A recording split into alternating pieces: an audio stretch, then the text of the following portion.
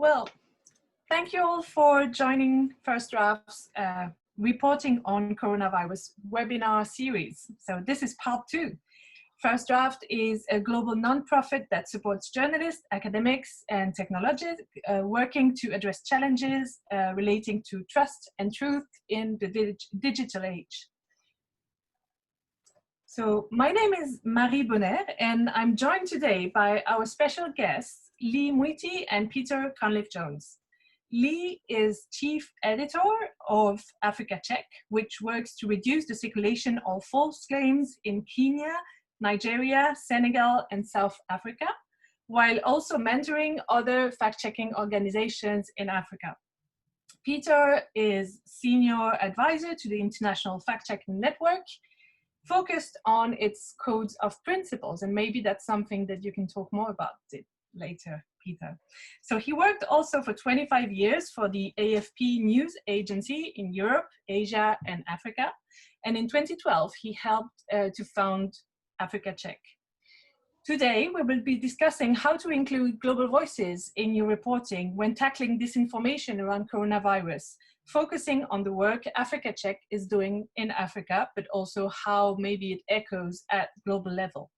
We'll have insights that you can use in any reporting and highlight issues for you to consider while reporting on coronavirus from a local or a global perspective.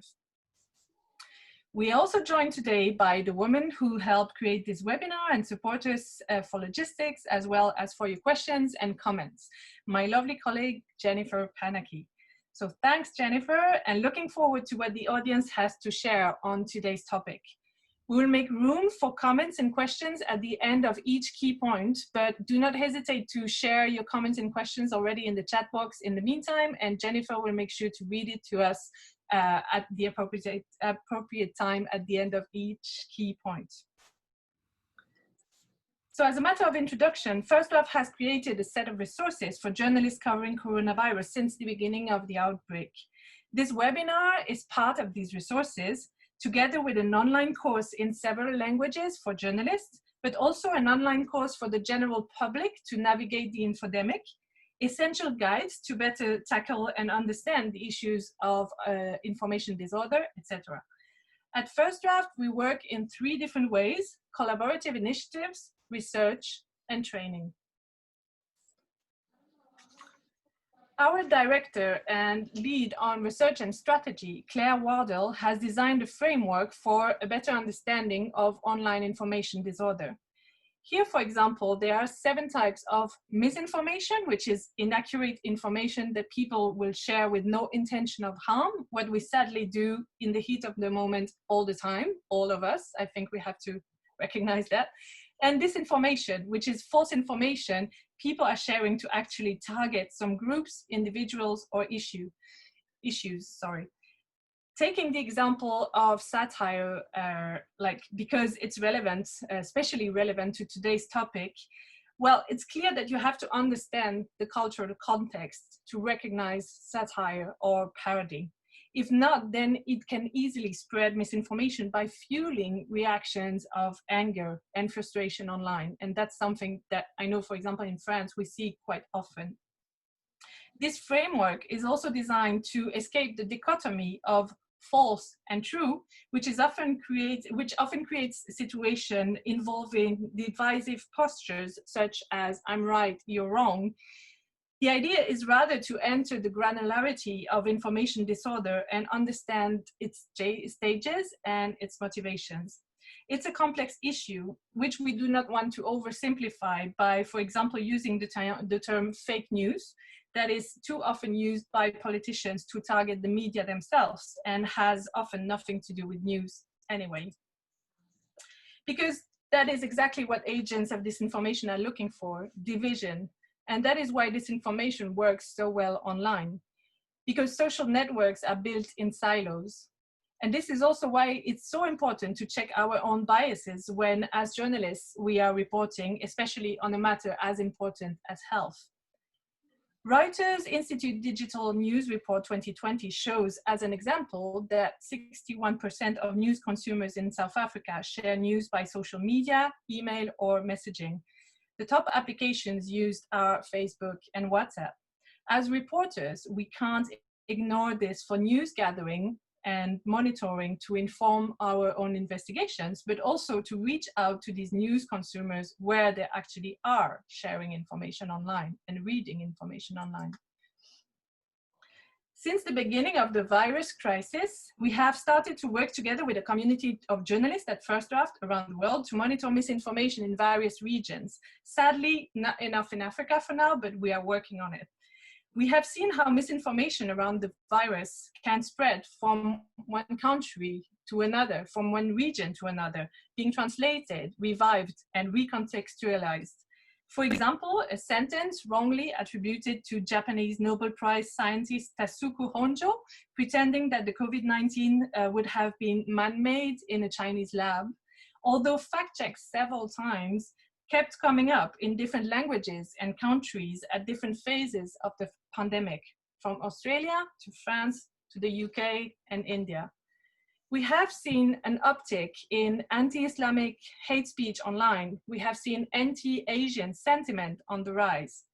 Racist views find a receptive audience in a climate of fear, which is the case of the pandemic. And conspiracy theories about where the virus originated are not helping.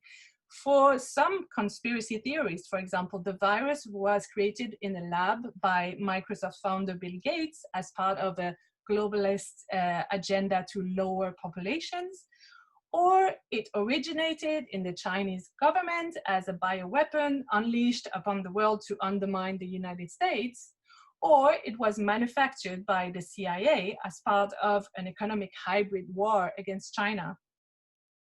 Well, I look forward to hearing from you, Lee and Peter, what type of misinformation you see around the virus in African countries, but maybe also at global level with Peter's experience. Maybe another round of observations before we get there, what we have seen through our international monitoring on the last month in terms of characteristics coronavirus related. First of all, for example, sharing news online is a matter of trust. If my close friends share some news in WhatsApp, in a WhatsApp group I'm a member of, there's a high chance that I will be able to share it because I trust it. And also because, as it is my friend, it will fit my worldviews anyway. Also, closed messaging apps are popular because easy to use and encrypted.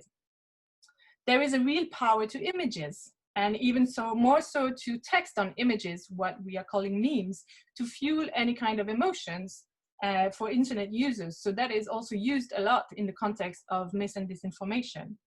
And effective misinformation is almost always based on the kernel of truth. I know that Lee is going to come back to that idea later on, so I won't go too far on this, but yeah, we'll talk about that again. And finally, let's never forget that money is a huge motivation for disinformation agents, such as scammers, for example. So before we move on to the work of Africa Check and this webinar, I just wanted to get back to the reflections on the key findings of the part 1 of this series, which was addressing misinformation and reporting in India and Australia, but also showing some examples from Indonesia. So my colleague Ali, for example, shared his knowledge of the Indian context of news consumption, explaining that context is actually everything.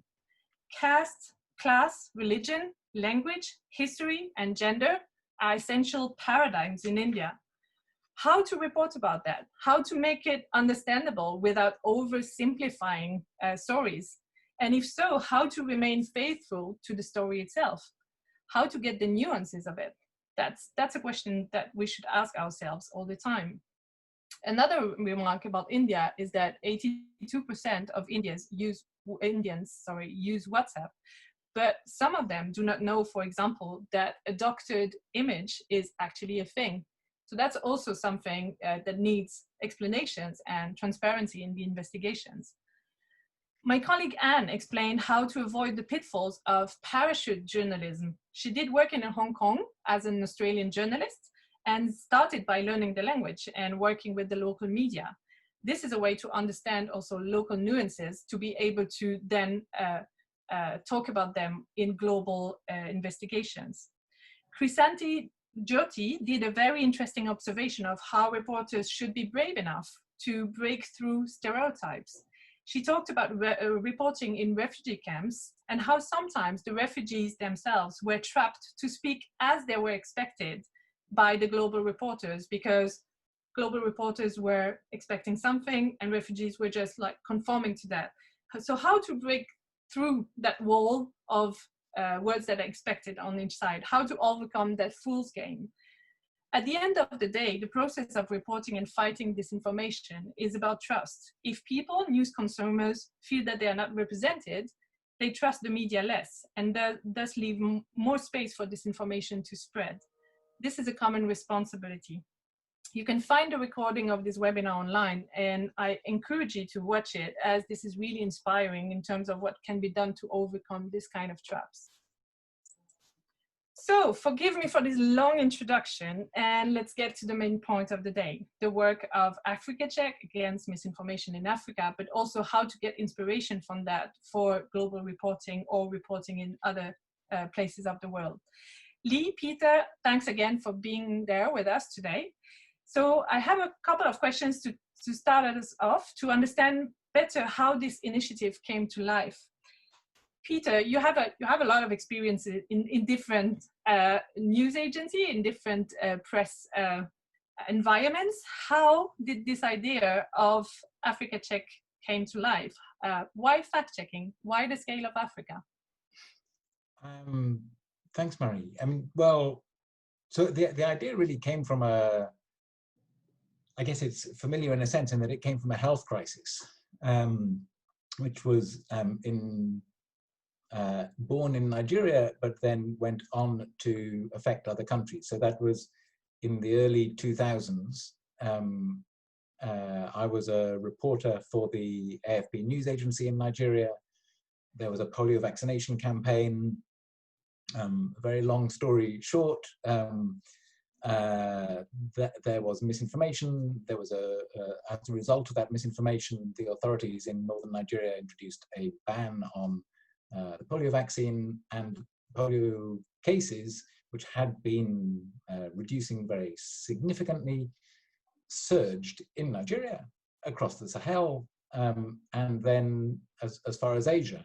And I was, by the time that happened, a couple of years later, I was in Indonesia and met with some people who were dealing with what was happening. Polio had been eradicated in Indonesia, and then it resurged.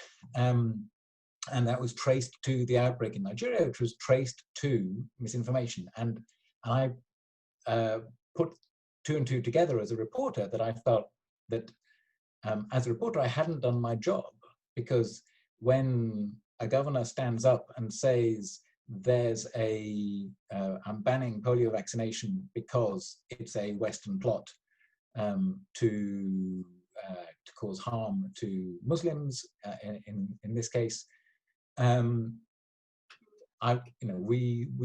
media, we reported that, and we didn't investigate those claims. And you then see that's a failure of the process of reporting, which was the way that I'd always reported through all my years as a journalist, that people in significant positions say something, you report what they say.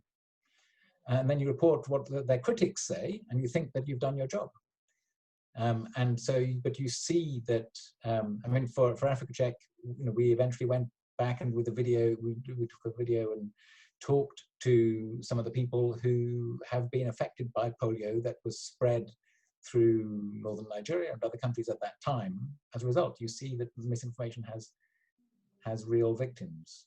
So I mean, that's where it came from. It took some time for me to have an opportunity to then work through the AFP Foundation and with colleagues at Wits University, the University of Witwatersrand, the journalism department there, who were very interested in the idea.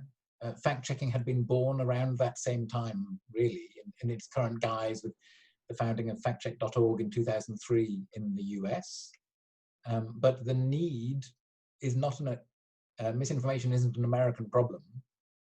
It wasn't an American problem then. It wasn't an American problem in 2016.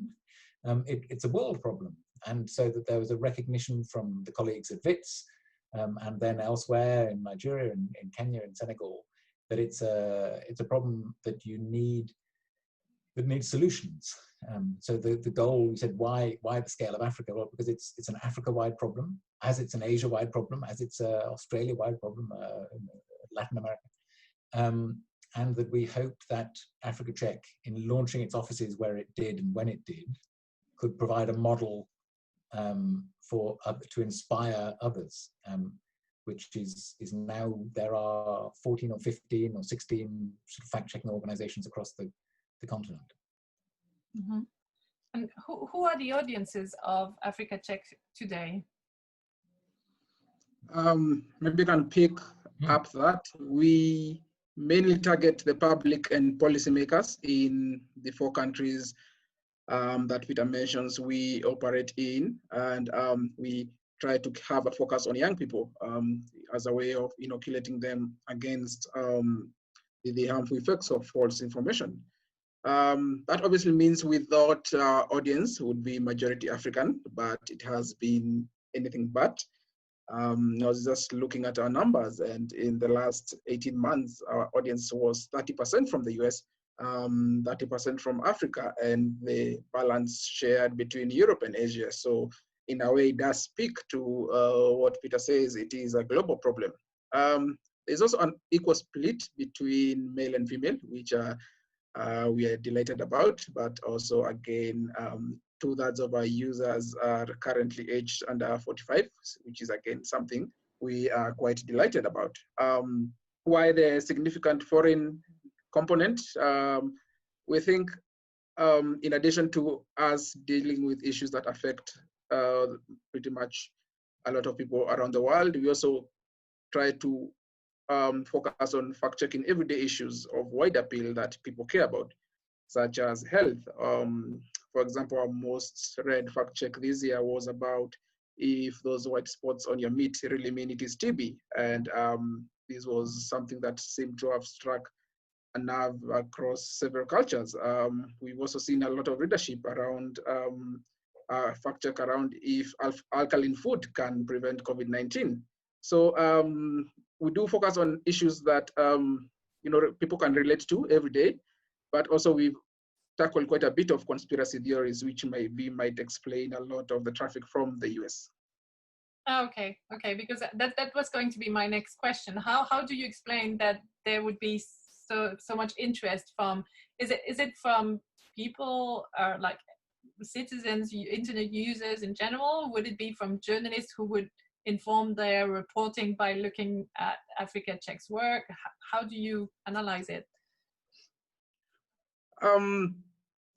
We obviously are still young, so we're trying to drill down to who our audience is. We've done, I think, one kind of survey to get a sense of who is reading us, but pretty much we have said we're going to select our fact checks in areas that appeal to a number of people, so that contribute to the public debate. And then that means if we find something that is a topic of discussion for the countries we are working in, then again we will focus on that, and then that means we get the readers that we do. But I would be first to admit that we still need to do a better drillage of who exactly is reading us, and it's something I'll speak to down the line about trying to break out of our urban ivory towers, so to speak. Mm-hmm, mm-hmm. And I think there's one thing I'd just add to that is that, because now we're going to be talking about questions of stereotypes and how, as journalists addressing different audiences, you try to understand the level of knowledge and the level of understanding, the level of background that you need to provide in a story for that to be meaningful to your audience. Still, I just checked this the other day, still the largest audience that Africa Check has had for one single story in the last 8 years is a report answering the question, how many countries are there in Africa? Interesting. So it was something that we were asked to do in 2012. We did. We didn't think it was. We almost didn't do it, but it answers. It goes to the question that the vast majority, so quite a significant part of the audience for that story is from within Africa, but obviously a very large part is from outside. And so the point is that there is a great dearth of understanding and knowledge outside Africa. And so when you're trying to address the questions of why people stereotype Africa, a large part of it is basic ignorance of the key facts, and that's why there's a fabulous website called Africa is a Country, because people think it is, and so it's no coincidence, I think, that the biggest audience is a story saying how many countries there are. Very interesting. I mean, that's a good lead to my next question and to the representation of your offices. How can you tackle in your work? How can you tackle the diversity of countries and communities you are talking to in Africa? I mean, there's this idea of having different offices, but also, is it something that you consider in questions, I guess, in questions of languages, in questions of how do you address to these communities and maybe to the most unreachable communities in these different countries? As you can see on that slide, we are present physically in 4 countries in Africa, and we've got 35 staff and a board. And this is, and then maybe Peter can speak to this later, it is more an attempt to understand the local context in these countries that we are in, especially the societal ones, because we find that is where a lot of misinformation has its roots. And I'll show some case studies to try and back that up. But this obviously includes being physically present in those countries to give us a grasp of the everyday issues that matter to these country-specific audiences and to know where to look for misinformation. And these offices are majority staffed by researchers from these countries. We've also worked to develop partnerships to train outside the capitals where many journalistic outlets, including ourselves, are concentrated in a bid to break out of the digital divide, because we've seen many Africans in these countries are increasingly online, but many more are not. And these who are excluded to be those who are in the most vulnerable communities. We've also tried to run fellowships targeted at journalists that cover disadvantaged communities and minority groups, so as to help share best fact-checking practices that we espouse to. We, for example, are developing an approach with a network of community radio stations in Kenya, which works with various groups from farmers to thespians. So I think having targeted approaches at communities does help in terms of broadening what the work we're doing. We also try to explore how to work with communities directly. For example, we've seen in Cote d'Ivoire, communities banned COVID-19 screening center because of fear. When there was an Ebola outbreak in Guinea, there were some communities that wouldn't let Ebola hospitals be set up close to them because there were rumors that the president of Guinea, no less was looking for blood, and only allowed these they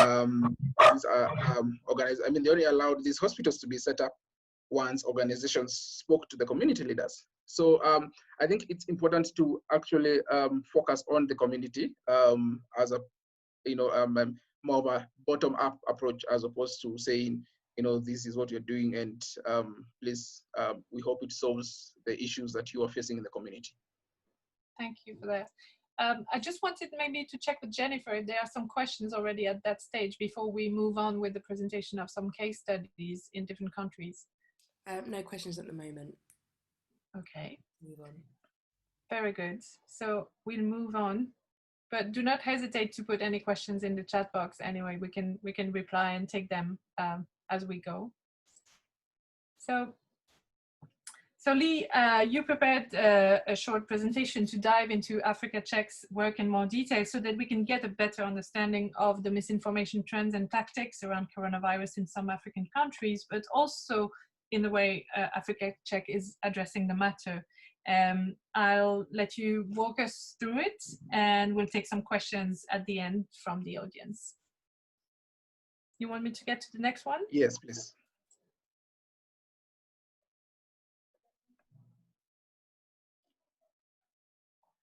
So yes, one of the countries we work in is Kenya, and you remember the connection with former President Obama. So he still has a lot of currency in conversations around the country. But we've seen both misinformation and disinformation, both deliberate and that is not deliberate. But for a long time, most of the misinformation that we saw in Kenya was about dodgy stats being cited. People just not interrogate numbers that were put out in public debate.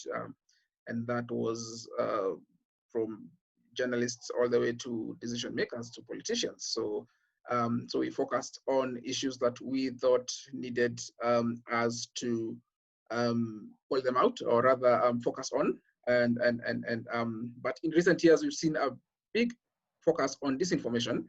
And as Peter mentioned, the issue of vaccines has been long-standing in Kenya. It has been seeded by conservative groups, specifically churches. And we thought that is what we'd be dealing with when we started fact-checking disinformation around the pandemic in Kenya. But interestingly, we've seen two newer trends around the disinformation or the false information we've seen in the country. And this has been a lot of use of false context, but also the manipulation of genuine content to speak to whatever context the actors are looking to make, whatever point the actors are looking to make. So maybe you can go to the next slide. Yeah, I just have a slight question on this one. Yes, please. About the fact that there has been disinformation around churches, well, seeded by churches. Are you also working with religious communities, leaders, for example, to try to tackle the question of misinformation and disinformation together? Is it some kind of dialogue you have with responsibles of some communities where there is some kind of misinformation or disinformation specifically shared in this community? Is this the kind of idea that could come to your mind, to go to the responsible of the community and talk to him and say, how can we deal that together? We would love to talk to the churches. Although there's a balance to be struck because there's an element of belief in how they approach some of these issues. But we do think down the line we will need to come down from our towers and engage with groups because we think it's easier to try find why the gap between what we know and what you are saying, as opposed to us saying these are the facts. What you are trying to tell us doesn't hold up. But definitely work in progress. We're still a very young organization, but I think we're making good progress towards dealing at a more communal level. Thanks.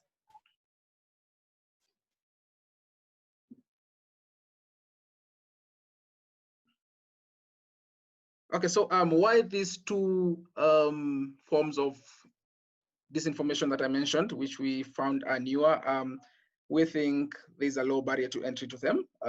It's not exactly making a deep fake or a shallow fake or a cheap fake or whatever you call it. These are probably something you can quickly cobble up together from wherever you are based at.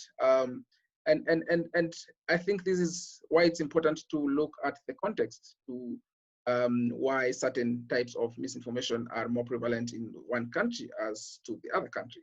So as I mentioned, we had expected we'd be having to fact check unverified advice, keywords, because again, there's a structural deficit around healthcare in Kenya.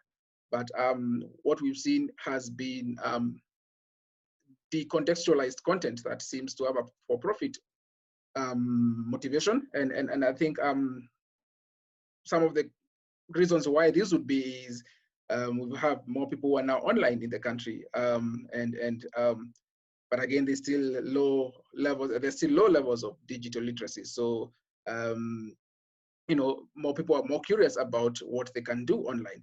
But again, that digital divide means many rural areas are still left out, and then obviously that means there's low. The low digital literacy then means there are people who are easily taken in by what they see online. But I think the more salient point is there's high youth unemployment in Kenya, which again means young people see making money online or hustling, as they call it, as a useful venture or something to focus on. So that strong economic angle perhaps again is reflective of national values in Kenya, which tend to be quite focused on hustling, as we call it, but making a living in whichever way you can make it.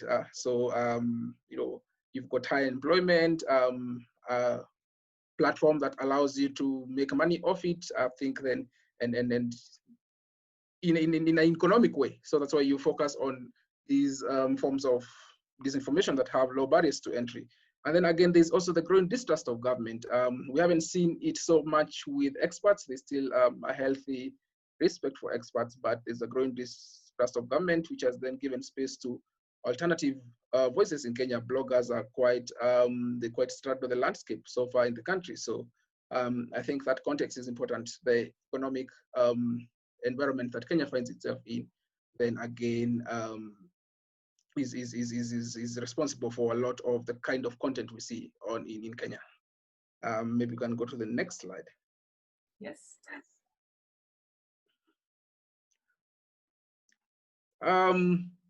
So South Africa, some of the more engaged with content, disinformation content that I picked out, we've checked in the last 3 months, was one that claimed Bill Gates told us about the coronavirus in 2015, and also that African blood and black skin don't, or rather resist the new coronavirus. So we fact-checked that and found it isn't the case. In many countries we've seen minority groups and African Americans, black people are more affected, or rather affected disproportionately.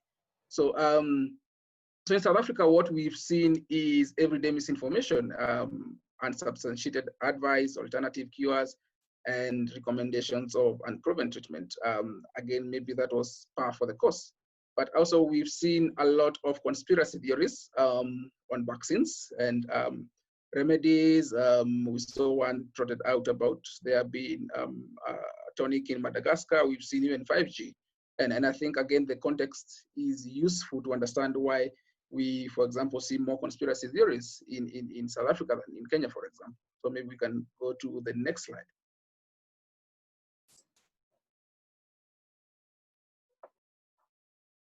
So there are universal factors to conspiracy theories.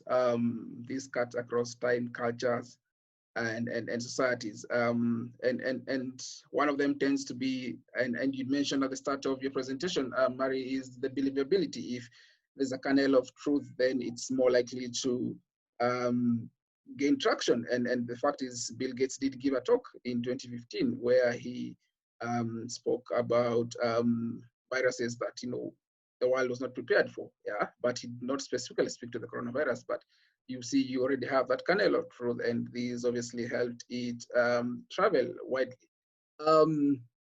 Conspiracy theories also tend to be about accusing elites or others, minority groups or whichever group you single out, of having malevolent intentions, nefarious intentions.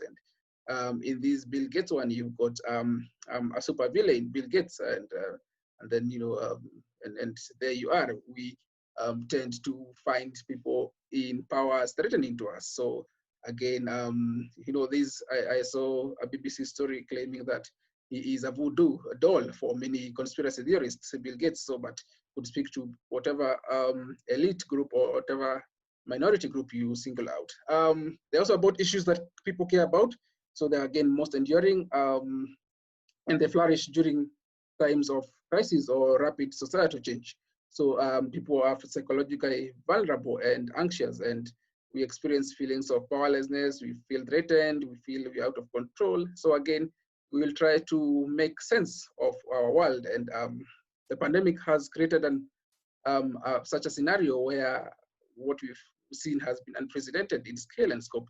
And again, the advice we are seeing from governments keeps shifting. And I'll speak to that shortly, but because we are creatures of routine and certainty, then that means we feel we are not, we can't predict, or we feel uncertain. And again, that allows us to look for patterns in things that, again, may not lend themselves to patterns, or try to ascribe agency to, you know, just to make sense of our world as it is right now. And that's what I refer to as collective sense making. We latch on and elevate any information that brings sense and meaning and order to what we are experiencing. So conspiracy theories are good at filling such informational vacuums. But to wrap up on South Africa and why conspiracy theories have been quite notable, I think we can go to the next slide.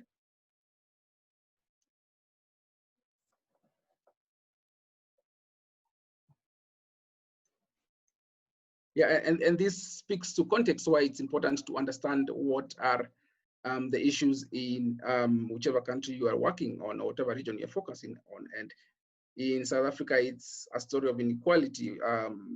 We fact-checked this. It is the highest, has the highest inequality in the world in countries that I think it's always important to say that. And again, there's underlying intergroup conflict between different races, access to the economy, access to resources. So, so you've got structural inequality, you've got inequality in access to the economy, you've got more people online, but again, a lot of people have been left out, so it's still inequality, digital inequality. High youth employment also brings in that for-profit element. You know, you see a lot of people looking to push conspiracy theories because they're looking for clout. And again, the culture, I think, you know, there's more a communal worldview. There's a push for redistribution of resources in opposition to capitalist approaches we've seen in some other societies. And there's a lot of solidarity approaches because of the anti-apartheid struggle. So again, it's a story of inequality, and this is why you find conspiracy theories, again, probably find more richer ground in the country. Next slide.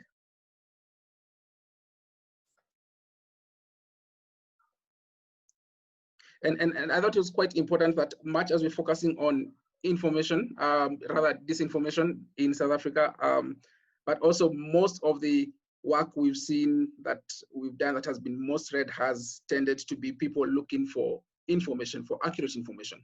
So whether it's restrictions on exercising in South Africa are you know, the same as in the UK or in France, or whether South Africans need proof of why they're leaving the houses in a lockdown scenario. People have been essentially looking for accurate information. And again, probably this is something that we try to speak to in some of the work we've done with other organizations, including Full Fact and Cheguedo in Argentina, that governments, again, should look to use clear messaging to mitigate what others have called an information overload. And again, use sources and channels people trust. Hence, there's a need for us to strengthen the trust in media. And I know Peter has been doing quite a lot of work on this area, but yeah, again, if you're going to use certain channels, then you must make sure the people you're speaking to, again, have trust in them. And that's the last point. That means it's important to earn the public's time. I mean, trust, and takes patience and just understanding of how people consume the media. Maybe we can go to the last case study I have. Okay, just another question before that. Yes, please. Did you see? Well, we saw in some studies in some of the Western countries, like especially in the UK, I think that there was a big consumption of news from professional media at the beginning of the outbreak, because people were actually looking for accurate information, and they thought they could still find it in the professional media, which was good news in a sense, because that meant that there was still professional media was still the place where to look for reliable information. But then there was a drop during the crisis because people went from news consumption to news avoidance, it seems, because there was too much information. Did you see the same kind of situation in the African country you're working on? Probably we would look at it from a fact-checking angle. There was a lot of, we had a lot of traffic at the start of the pandemic around March, April. Then what we then saw was information-seeking behavior rather than people trying to see what works, what is a cure, what isn't a cure. And then again, we've seen a dip in recent weeks. So again, there was some kind of fatigue with all the information around the pandemic. But again, now as societies are reopening again, we've seen an uptick as people are looking for, again, more information around what the new normal is. Okay.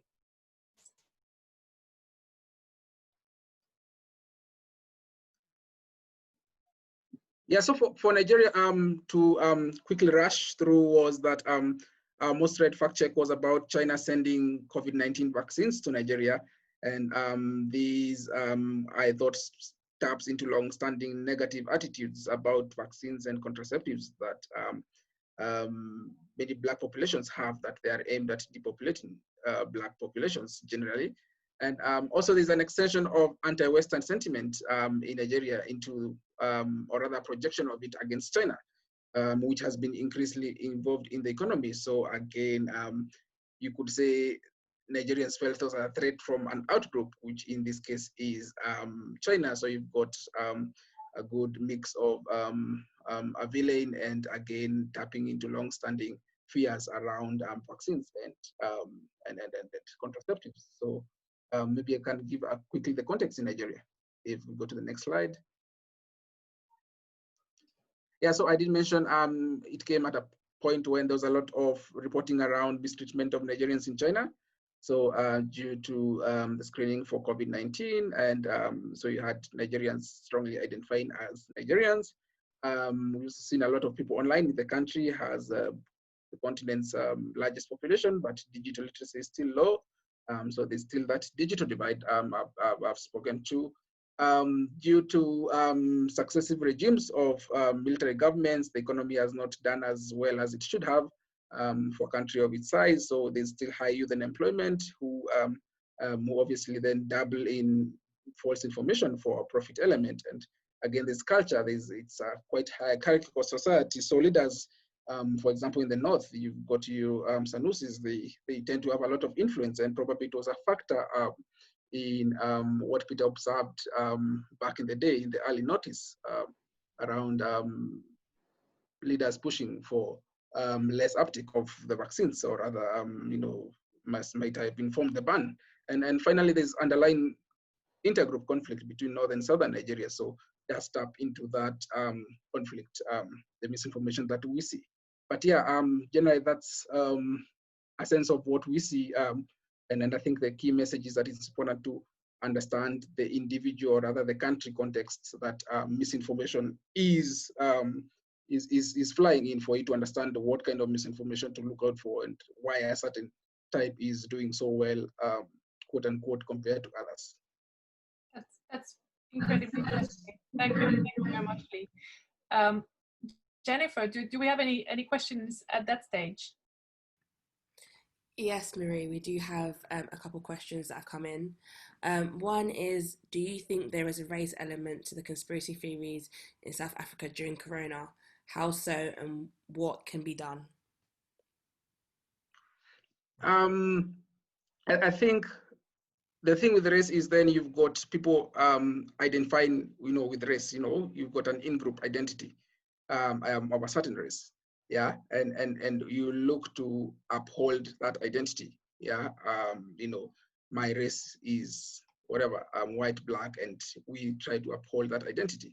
And part of that then involves seeing threats from other groups, yeah, who identify differently from you.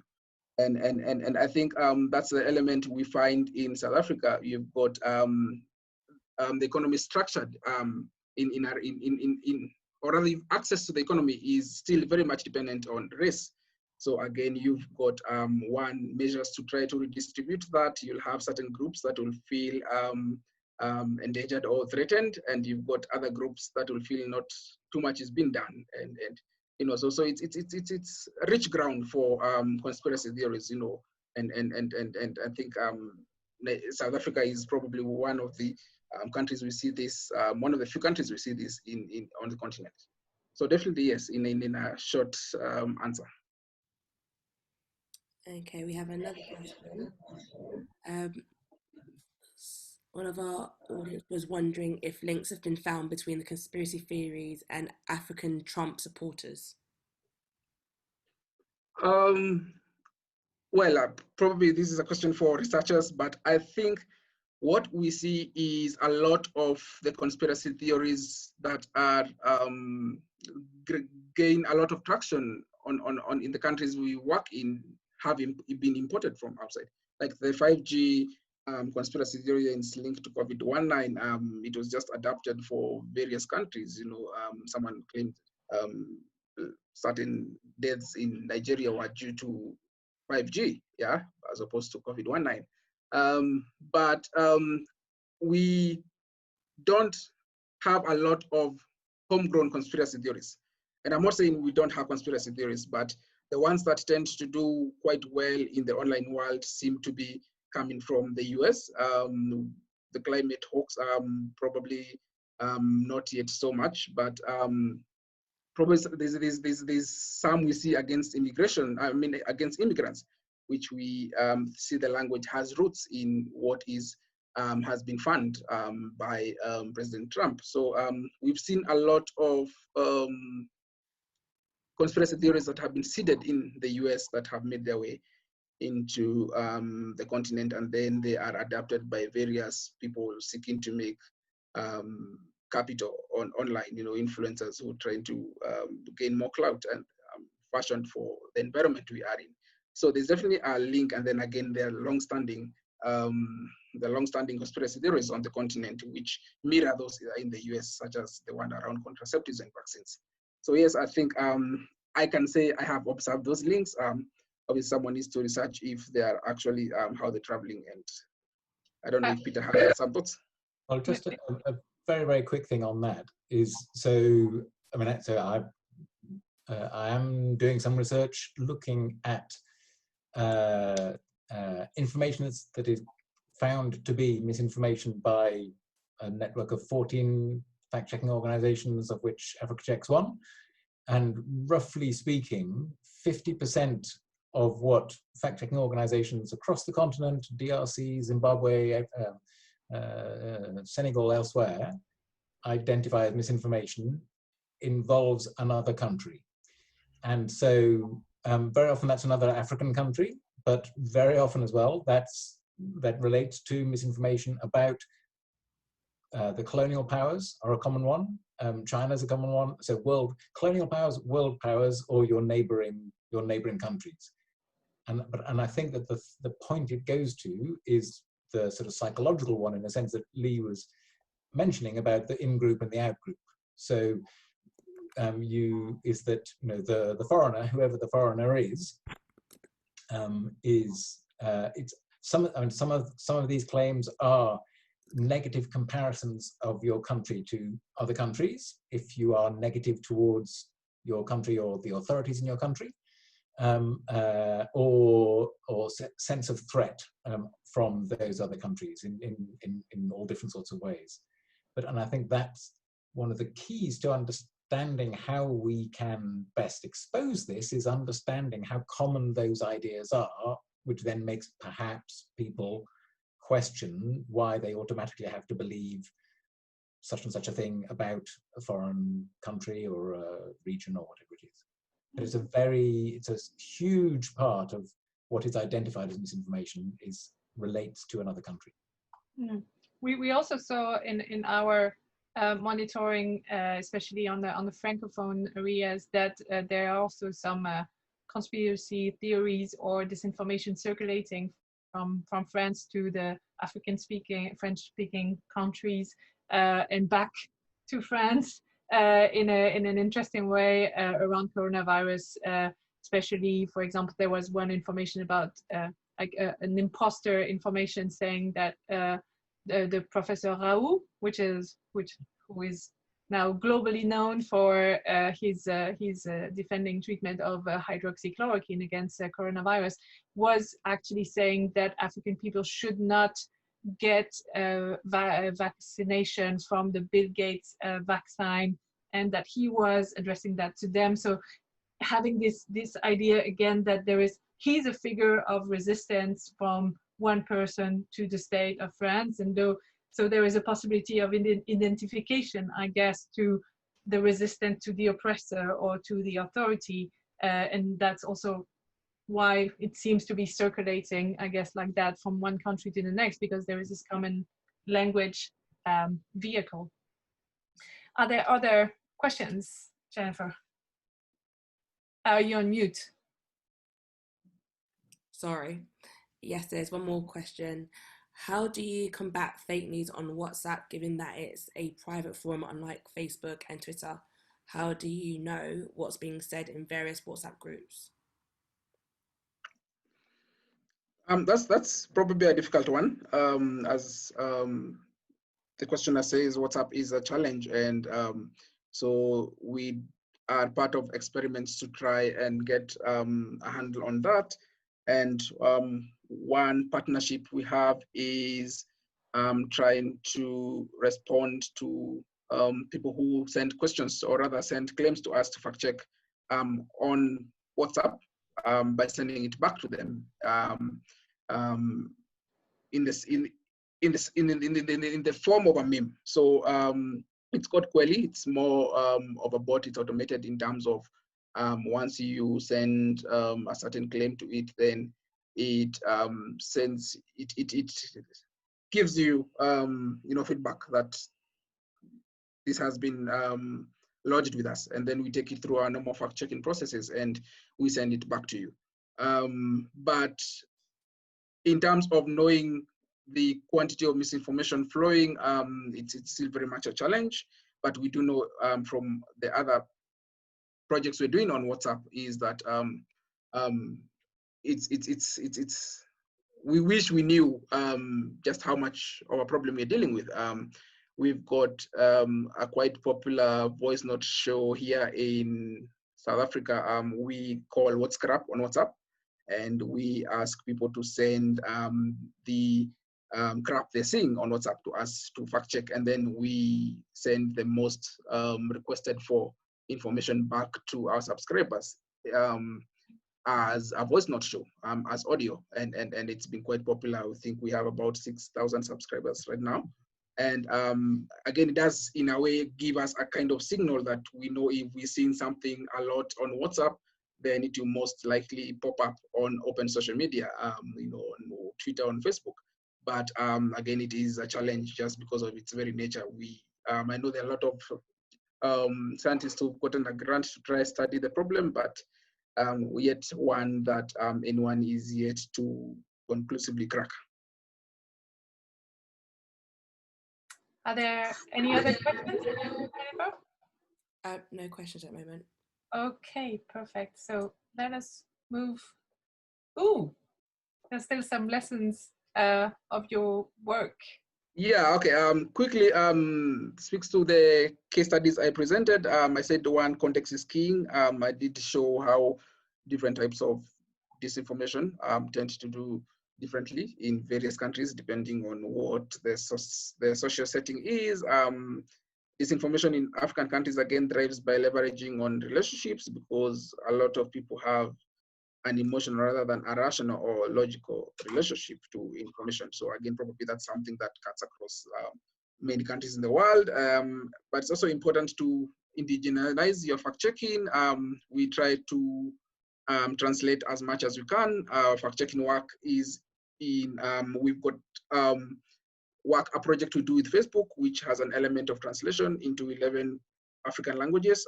It's generated a lot of interest because people want to see if we can then fact check, in languages that are, or say, for example, Hausa in northern Nigeria is huge, or isiZulu in South Africa, or Swahili.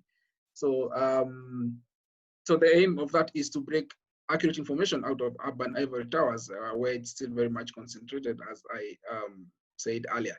So it's important to try, and I probably might speak to this shortly around measures towards diversity, but maybe we can move on to the next slide.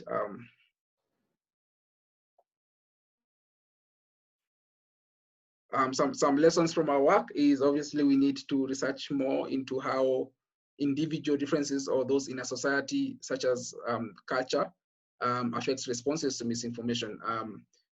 For example, we're trying to get a sense of how we can better inculcate fact-checking, or rather accuracy in politicians. This is an example. We've got the Nairobi governor, a flamboyant man called Mike Sonko, who was giving out food parcels to families affected by the lockdown in Kenya, in Nairobi, and he put in bottles of Hennessy, the cognac, because he argued it would sanitize throats and protect families from the coronavirus. But we know from medical research, it's bound to have the same effect. So he was very steadfast in his argument that it has a protective effect. So how can we, for example, persuade our alcohol peddling governor to check himself before he has such harmful views around misinformation? So I don't know if there's any other slide. Yeah, I'm not sure anymore. Oh yes. Should have been. Yeah, it's a question we've asked ourselves as fact checkers, whether we need to behave like disinformation agents, as misinformation peddlers. We've done videos trying to counter misinformation presented in forms of videos, and as I said, we're already sending audio to audiences on our voice note show. Should it be a standard? Should we again try to behave like those who seed false or misleading information as a way of countering it? So I think generally whatever approach we take from the continent, I think the understanding should be no one size fits all. The solution should obviously be targeted to the community. Jennifer, I think that there was maybe another question in the meantime.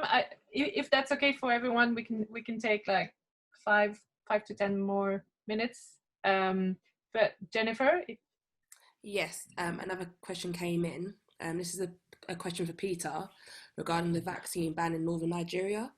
The ban resulted in fear stemming from the failed Pfizer tests in northern Nigeria, which resulted in children's deaths. How do we navigate this when attempting to counter anti-vaccine claims? Sure. Well, I mean, I think it's the point that Lee was making, that very often misinformation, there's a kernel of truth, or there's a reason that people will believe something that is not true, is true. And that's why, so when you look at the way that fact-checking organizations work, very often a lot of the fact checks are very long and very detailed, because they're trying to take people through complex information. If you simply dismiss the idea that anybody that there's not the remotest evidence of something that is where there is a kernel of truth in a claim, or a reason why people might believe that, you won't succeed.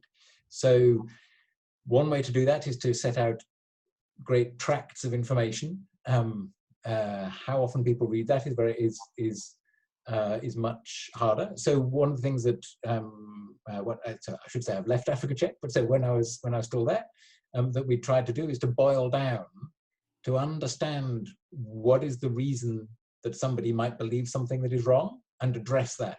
You can't ignore it. You have to address it, and you have to say it is true that the Pfizer there was a drug testing program that was carried out in the city of Kano by Pfizer, as Rosemary, so hello Rosemary, who I know very well knows, and so you have to address that, and if you don't, you won't persuade anybody, I don't think.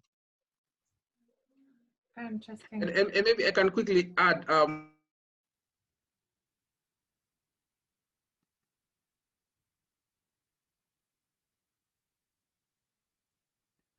Ask that again.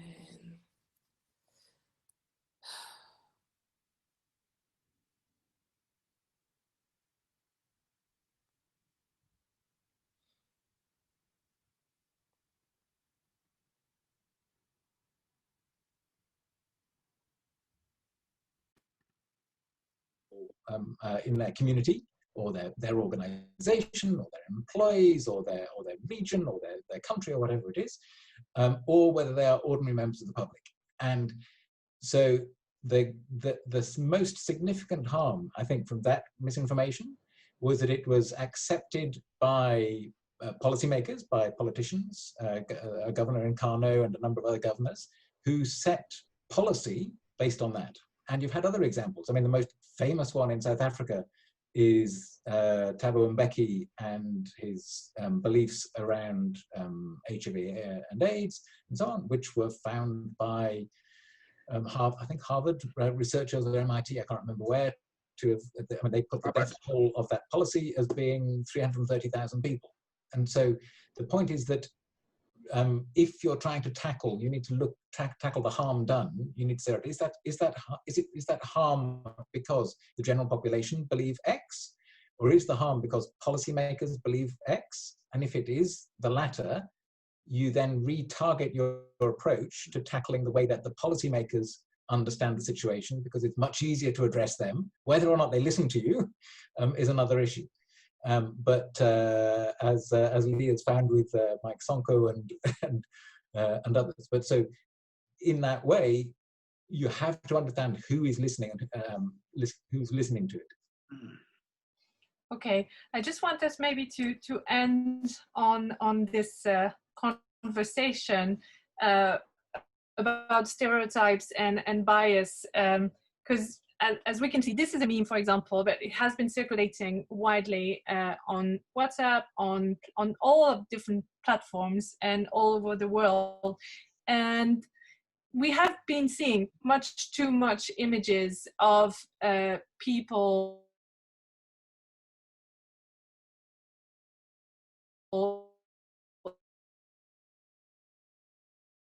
wearing masks. Somehow there was an association made by Asia, mask, people, and virus, which led to a lot of anti-Asian sentiment. And I think that for journalists at the beginning of the crisis, it was easier to find images of Asian people wearing masks. And so every time they were doing an article about coronavirus, it was always an Asian person with a mask. How do we fight that? How do we fight stereotypes when we are actually working as journalists? Maybe Peter, if you want to start us about that, because you have lots of diverse experiences on that, but how is it possible, maybe in a few words, to make sure that you avoid stereotypes and check your own biases before you are reporting on something? So I think in a few words, it's the responsibility of the HR department. So newsrooms that are monoculture now, and whether are the problem. So if we're talking in the journalism field. So I worked, as I said, at the AFP News Agency. I spent a lot of time there in Hong Kong, overseeing bureaus across the Asia region. And I found when I arrived that we had some bureaus that were entirely female, some bureaus that were entirely male, some bureaus that were all experienced, if I'm being polite, or old if I'm not. Some were very young. Where you have the strongest, where you have the strongest defenses against stereotypes, the strongest defense against stereotypes is your colleague who says, well, it's not actually quite like that because I'm from that community, I'm from that part of the country, I'm of that gender or of that race or whatever it is. Fighting our own stereotypes, our own biases alone is hard for anybody to do. It's often born of the mistakes that we've made over many years and been embarrassed by, and so on. And by far the easiest way is to get that right. it's not a coincidence to me that Lee from Kenya is running AfricaCheck's operation from South Africa.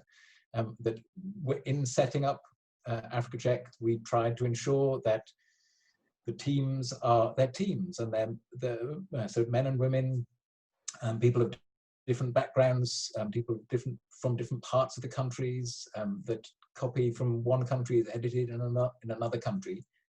Those things structurally, that's the biggest thing that can be done. Diversity in teams. Excellent. Lee, do you have a last, like, super short thing to add to that? I don't think I can top that. I just say it's hard to do it alone. So it's important to collaborate, whether it's between journalists, between researchers, between organizations. It really helps to pull in as many people as you can from different environments to understand a challenge better. Very good. Jennifer, is there some last comment on this from the audience? There isn't, but if you do have your questions, please put them in the chat box or the Q&A. We have 5 minutes left in today's webinar. Before we take our last questions, if you have any, I wanted to thank everyone who has joined us today. Your feedback is valuable, and I've just added our feedback survey in the chat box for you guys to fill out. Please take 2 minutes just to fill it out and complete. Thank you. Great. So maybe if there are some last comments, I will just take them as we are going through the resources. We have some resources that we want to share with you for reporters. One of them is, of course, the resources from AfricaCheck. Lee, if you want to maybe speak quite quickly about it. Yeah, thank you. So we quickly figured out this was going to be something that people would be keeping up with for a while. So we were all hands on deck in fact-checking the coronavirus and misinformation related to that. And so we've got this page which we've put all our fact checks so far. It is tedious work, but we've done probably 200, 250. For comparison, AFP has done around 150, the African unit, and globally 500. So I think it's useful for you to just, if you can, just see what we've been doing in tackling the most, the fact checks we think have the potential to do the most harm. So yeah, so that Very link good. does take you there, and probably we can share it. We will share it. We will do an email sharing all the relevant links to all the attendees after the webinar. So you will, of course, receive these links afterwards. I also wanted to share the toolbox that we have been constructing around coronavirus. So you will find tools and guides, but you will find a toolbox, a proper toolbox that is updated regularly with free to use tools for verification, but also games. And we just added one game from Africa, from South Africa on disinformation yesterday, I think. We have the platforms responses to coronavirus for now. We have the webinars. We hope that this webinar will be online in a couple of days. And we also have readings and a global debunk database that is searchable in different languages. So do not hesitate to go and have a look. We also have the online course that I was talking to you about on covering coronavirus. You will find some tips and tools there, but also how to protect yourself and your sources, how to find reliable information. And it's now available in other languages than English, which is something that we're very proud of at First Draft. So it's available in French and Spanish and Italian and Hindi and German and Portuguese, Brazilian, and I'm probably forgetting something, but you can see that online, no problem there. And I want to thank you very much for everything. Jennifer, any other comments in the meantime? Yes, we have another question. It says, fake news has been prolific in the last few years, anyway in Africa because of growth of social media, but has coronavirus seen a spike, or is it just the same amount of fake news, but all around one topic?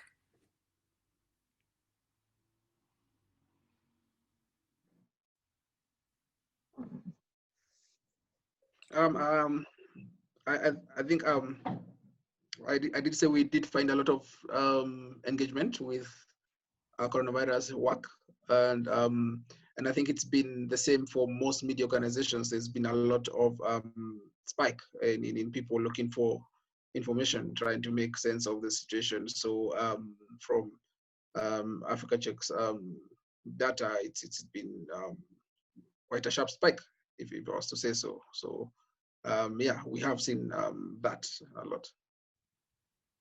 Peter, do you have any other remarks? I think that, so Lee said that there's an emotional relationship to misinformation very often. So at times of when people are worried, in a, whether that's an armed conflict, whether that's a health crisis, whether that's an outburst of civil unrest or xenophobic violence, as there was in South Africa last year, for example, that's when you see surges in misinformation, because it's people are, as you mentioned earlier, are searching for good information online, but they're then also vulnerable, feeling vulnerable, and that's when misinformation surges. I think it's a pattern we see. Thank you very much. Well, I just want to end by thanking you all for joining this First Drafts reporting on coronavirus webinar series today. Thank you very much to Lee and Peter for being with us. Thanks to Jennifer for the great support in the organization of the webinar and the reading of all your comments. Feel free to contact us via Twitter, and for additional resources, do not hesitate to visit the firstdraftnews.com/coronavirus